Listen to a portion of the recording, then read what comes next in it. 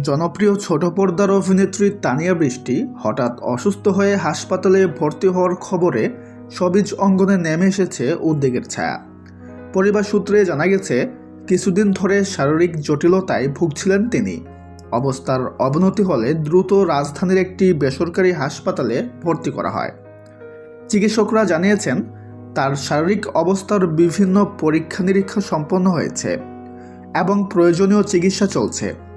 একটি জটিল অস্ত্রোপচারও সফলভাবে সম্পন্ন হয়েছে বলে জানা গেছে।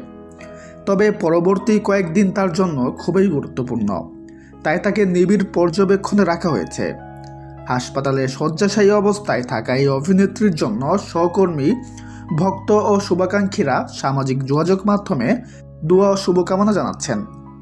অনেকেই তার দ্রুত সুস্থতা কামনা করে আবেগঘন বার্তা দিচ্ছেন। এদিকে পরিবারের পক্ষ থেকে অনুরোধ করা হয়েছে গুজবে কান না দিয়ে সবার কাছে তার জন্য দোয়া করার।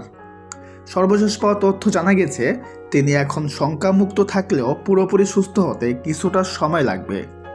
সবিজ অঙ্গন ভক্তদের একটাই প্রার্থনা, তানিয়া বৃষ্টির জন্য দ্রুত সুস্থ হয়ে আবার ক্যামেরার সামনে ফিরে আসেন।